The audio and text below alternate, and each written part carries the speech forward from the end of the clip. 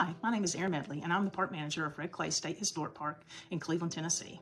Red Clay was the last eastern capital of the Cherokee Nation just before the Trail of Tears. Hi, my name is Heather Brugel. I'm a citizen of the Oneida Nation of Wisconsin and a first-line descendant of the Stockbridge-Munsee Mohican people.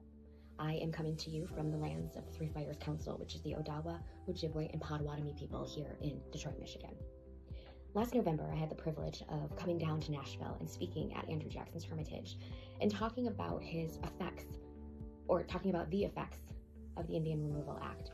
Andrew Jackson was probably one of the most controversial presidents in U.S. history. His decisions on Indian removal reshaped both the nation and the lives of Native American communities. When he entered office, he had a bold vision for America. He believed the country was destined to expand westward, and he saw Native nations in the Southeast as standing in the way of that growth. His support for the Indian Removal Act of 1830 turned that vision into federal law. And this opened up millions of acres of land to settlement, but also to the spread of slavery. This is the legacy of Andrew Jackson. His removal of indigenous people from their lands is something that is still felt today. Jackson's decisions opened millions of acres for white settlers and fueled the growing cotton economy. But for Native peoples, the consequences were devastating. The forced removal of the Cherokee, Muskogee, Choctaw, Chickasaw, and Seminole nations, events we know today as the Trail of Tears, led to thousands of deaths. Entire communities were uprooted, sacred homelands were lost, and the impact of these policies is still felt in Native nations today. The effects of removal are still carried with us. They're passed down from generation to generation, and it's something that we still continue to live with today. And while he might have been successful at removing us from our lands, he was not successful at getting rid of us, making us become extinct, severing our ties from the lands, because we still have those ties with the lands. Andrew Jackson changed the map of the United States, but he also changed the course of countless Native lives.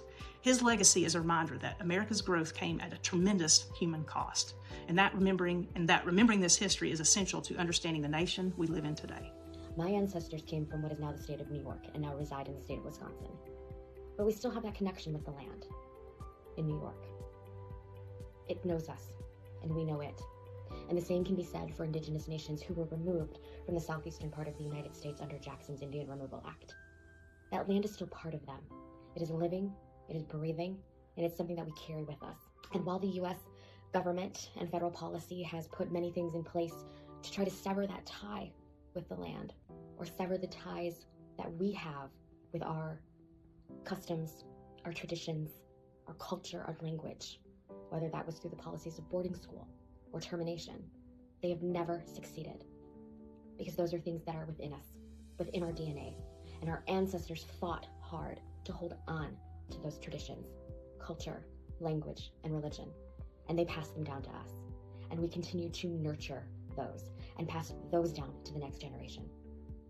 So November is Native American Heritage Month, and so I hope you take some time this month to learn about the policies that were put in place that were to solve this Indian problem. I hope you take a more critical look at Andrew Jackson, and I hope you educate yourself on the vibrant, beautiful communities that we have today within Indian country.